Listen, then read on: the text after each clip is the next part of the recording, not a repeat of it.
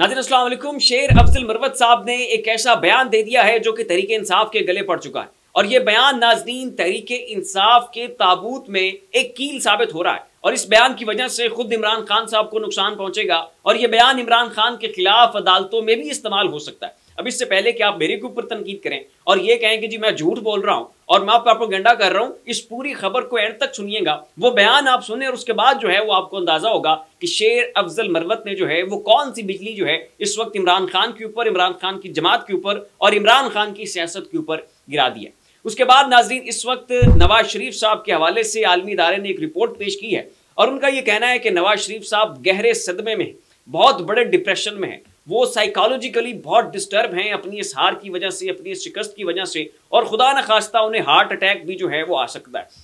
इसके ऊपर भी बात करेंगे। और नाज़रीन अब चूंकि नून लीग जो है वो फॉर्म 47 के मुताबिक जीती है और इस वक्त वो तमाम तर सहाफ़ी जो इनको डिफेंड किया करते थे, इनको प्रोटेक्ट किया करते थे, इनकी खुशामदें किया करते थे, उनके लिए भी इस पूरी सूरत हाल को कवर करना बहुत मुश्किल हो चुका है। लिहाजा जिन भी टॉक शोज में नून लीग की क़यादत जारी है, इनके रहनुमा जा रहे हैं, वहां पर इन्हें बहुत बड़ी शिकस्त और रीख, हुज़ीमत और पसपाई का सामना करना पड़ रहा है। और गुज़श्ता 2 दिनों के दौरान कुछ टॉक शोज में नून लीग के रहनुमाओं की बड़ी मीठी मीठी सी बेइज्जती जो है वो नाज़रीन एंकरों की, जिसकी तफसीलात जो हैं वो भी अपने आज के इस व्लॉग में शामिल करेंगे। लेकिन उससे पहले आपसे रिक्वेस्ट है इस चैनल को सब्सक्राइब जरूर करें, साथ जो बेल आइकन है उसके ऊपर भी लाजमी क्लिक कीजिएगा ताकि वो तमाम तो खबरें जिनकी कवरेज मेन स्ट्रीम मीडिया के ऊपर नहीं हो रही है वो आपको इस एक प्लेटफॉर्म के ऊपर मिल सके। नाज़रीन जावेद लतीफ़ साहब इन्होंने गुज़श्ता दिनों एक इंटरव्यू दिया और उसमें उनका ये कहना था कि मैंने ऊपर राब्ता किया और मैंने उनसे कहा कि मेरे हल्के की रिकाउंटिंग करवा दें, मैं ये सीट जीत सकता हूँ। जिसके जवाब में उन्होंने मुझसे ये कहा कि अगर आपके हल्के की रिकाउंटिंग करवानी है तो फिर नवाज शरीफ के हल्के NA 130 की जो रिकाउंटिंग है वो भी करवानी पड़ेगी,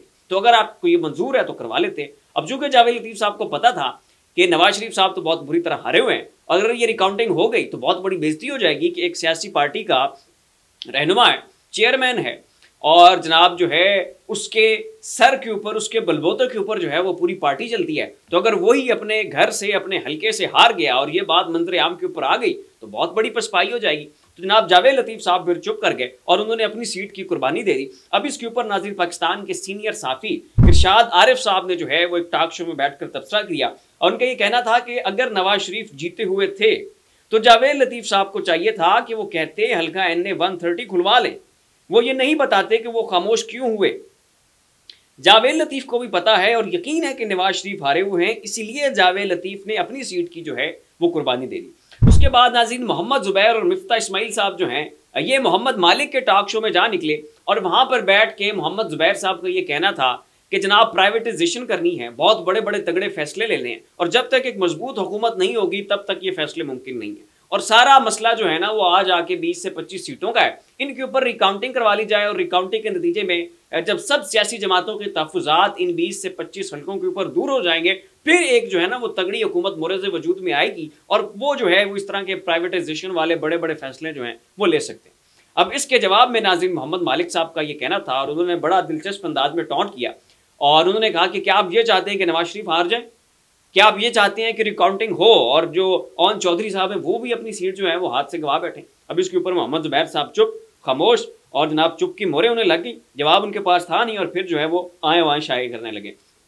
उसके बाद नाज़रीन कामरान खान के शो में जो है वो मोहसिन शाहनवाज रांझा साहब पहुँचे और वहाँ पर जो है कामरान शाहिद ने शुरू में ही जो है ना इनकी बेइज्जती शुरू कर दी और उनका ये कहना था कामरान शाहिद साहब का कि मुराद अली शाह ने सिर्फ एक मरतबा कहा है कि चेयरमैन रिश्ता जो है इनको तब्दील किया जाए और शहबाज शरीफ साहब जो हैं वो आगे लेट गए हैं, उन्होंने माफिया भी मांग ली है, रोना भी शुरू कर दिया है और हाथ भी जोड़ लिए हैं कि भाई आप नाराज ना होना, चेयरमैन इरसा जो है ना ये हम तब्दील कर देंगे। तो उसके ऊपर कामरान शाहिद साहब का ये कहना था कि यार ये भी कोई तरीक़ेकार है, क्योंकि वो वज़ीर आज़म है, 27 करोड़ अवाम का मुल्क है, अवाम ने उसे मैंडेट दिया है, तो वो कैसे जनाब एक भीगी बिल्ली की तरह मुराद अली शाह से ब्लैकमेल हो रहा है और उससे माफिया भी मांग रहा है और उसका जो हुक्म आ रहा है उसकी वो शहबाज शरीफ साहब जो है वो तामील भी कर रहे हैं। अब उसके बाद नाज़रीन शाहनवाज साहब ने यह कहा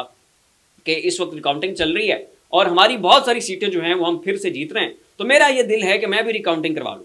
अब इसके ऊपर कामरान शाहिद ने ये कहा कि जी धो लें, आप भी बहती गंगा में हाथ धो लें, बाकी सब जो है वो डर्टी पॉलिटिक्स कर रहे हैं, आप भी करें। आपको भी पता है कि ये सीटें किस तरह से मिल रही हैं, 20 से 25 सीटें जो हैं वो तहरीक इंसाफ की मजीद नून लीग को देने का इरादा है, तो जहाँ जनाब आप भी अपनी सीट निकलवा लें। लेकिन मुझे यह तवक्को है कि आप वज़ादारी का मुजाहरा करेंगे, आप एक अच्छे सियासतदान हैं, नहीं जीते अपनी हार को तस्लीम करें, इस डर्टी पॉलिटिक्स से खुद को दूर रखें, अगले इलेक्शंस में जाकर जो है वो तैयारी करें। ये नाज़रीन कहना था कामरान शाहिद साहब का। अब यहाँ पे मोहसिन जो साहब हैं वो फिर खामोश हो गए, उनके पास भी कोई जवाब नहीं था। उसके बाद नाज़रीन खुर्रम दस्तगीर साहब ये आसमा शिराजी साहबा के जो है ना वो टॉक शो में जाके पहुँच गए और वहाँ पर ये कहते हैं कि जनाब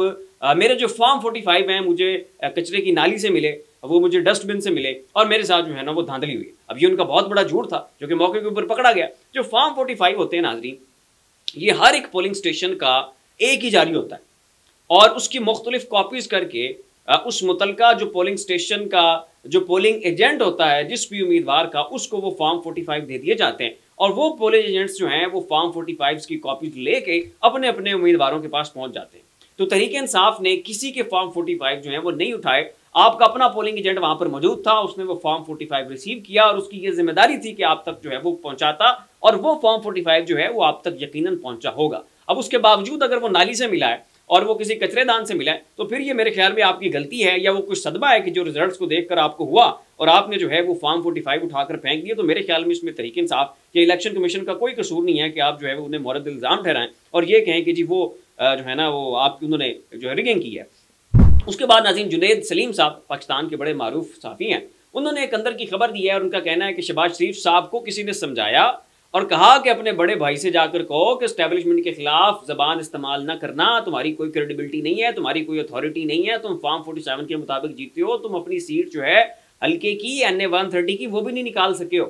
तो कोई वो गट्स नहीं होने चाहिए तुम्हारे अंदर के तुम जाके जनाब वो पाकिस्तान के इदारों के ऊपर तनकीद करो। कोई क्रेडिबिलिटी होती है, कोई मॉरल अथॉरिटी होती है, वो आपके पास है कोई नहीं। तो जैसे ही नाज़रीन ये पैगाम जो है वो नवाज शरीफ साहब को पहुंचाया गया तो नवाज शरीफ साहब ने रद्द अमल में ये कहा कि जनाब ये गुब्बारा फटने वाला है और यहाँ पर उनके गुब्बारा फटने से मुराद ये है कि ये जो इख्तिदार आपके पास मौजूद है ये 6 से 7 माह से ज़्यादा जो है आप इसको प्रोलॉन्ग नहीं कर सकते और मामलात जो हैं वो अब आपके हाथ से निकलने वाले हैं। ये वो चीज़ है कि जिसको नवाज शरीफ साहब सेंस करके बैठे हुए हैं कि अब आवाम के अंदर जो है वो एक लावा पनप रहा है, वो किसी भी वक्त सड़कों के ऊपर निकलेंगे और ये जो निज़ाम है इसकी बसात जो है वो लपेट दी जाएगी। बरतानवी नाज़रीन जरीदा है द इकोनॉमिस्ट और उनका ये कहना है कि नवाज शरीफ साहब एक बहुत बड़े सदमे में हैं और इस हार की वजह से वो इस वक्त नफ्सियाती दबाव का शिकार हैं। उनके आने की वजह से ना तो पार्टी रिवाइव हुई, ना ही इमरान खान की पॉपुलैरिटी कम हुई और उल्टा हर एक चीज़ फायर बैक की और इसमें कुदरत का बहुत बड़ा अमल दखल था। और इस वक्त नवाज शरीफ जो हैं उनकी सेहत वो एक बड़ी बुरी सूरत हाल का शिकार है। क्या नाज़रीन उन्होंने लिखा है, मैं आपको एग्जैक्टली पढ़ के सुनाता हूँ। बरतानवी जरीदे द इकोनॉमिस्ट ने दावा किया है कि नवाज शरीफ इन दिनों शदीद डिप्रेशन का शिकार है। ऐसा महसूस होता है कि इंतखाबी नतायज वैसे नहीं आए जैसे उनसे वादा किया गया था। द इकोनॉमिस्ट के मुताबिक पहली बार हुआ है कि मुल्की मसाइल से न सिर्फ सियासतदान खाइफ हैं बल्कि इस्टेब्लिशमेंट के अंदर भी बहुत बड़ी तशवीश पाई जा रही है। अगर नून लीग को इंतखाबात में मदद ना मिलती तो नून लीग काबिल जिक्र कारकर्दगी का मुजाहरा करने में नाकाम रहती। बरतानवी जरीदे ने मजीद कहा कि 2022 में इमरान खान को हुकूमत से निकालना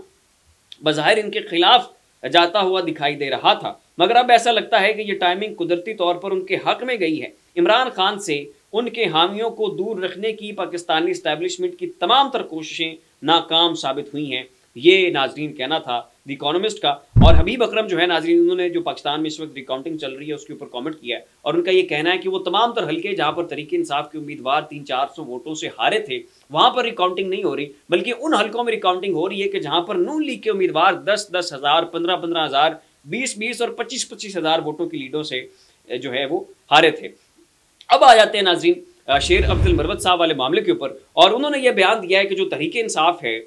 उसकी जो हुकूमत थी खैबर पख्तूनख्वा की, उस दौरान इतनी करप्शन हुई कि तहरीक इंसाफ के रहनुमाओं ने इतनी जो है वो अपनी बड़ी फार्चून सेट की कि इस वक्त ना सिर्फ वो अरबपति हैं बल्कि वो खरबपति बन चुके हैं। तो ये बयान जो है इस वक्त नाज़रीन मेरे पास बहुत सारे ट्वीट्स हैं नून लीग के मीडिया सेल के जो हैं इसके ऊपर बहुत सारा उन्होंने कैसे इस बाल के साथ खेला है वो सारे बयानात मेरे पास मौजूद हैं। ख्वाजा आसिफ साहब ने ट्वीट किया, PMLN के मीडिया सेल्स ने ट्वीट किया, PMLN के वर्कर्स और सपोर्टर्स ने ट्वीट किए और इस वक्त उन्होंने इस मामले को जो है वो भरपूर अंदाज में सोशल मीडिया के ऊपर उठाया हुआ है और इसको वो कैश करने की कोशिश कर रहे हैं। इस मामले की मैं पूरा जो आपको डिटेल्स बताऊंगा तो व्लॉग बहुत लंबा हो जाएगा। अलबत्ता ये जो बयान है नाज़रीन ये इस वक्त तहरीक इंसाफ के गले में पड़ चुका है और इमरान खान के जितने भी मुखालिफिन हैं वो इस बयान को इमरान खान के खिलाफ इस्तेमाल कर रहे हैं। यही बयान जो है नाज़रीन अदालत में ले जाकर इमरान खान के ऊपर केस हो सकता है, इमरान खान के रहनुमाओं के ऊपर केस हो सकता है और ख्वाजा आसिफ साहब जो नून लीग का मीडिया सेल ख्वाजा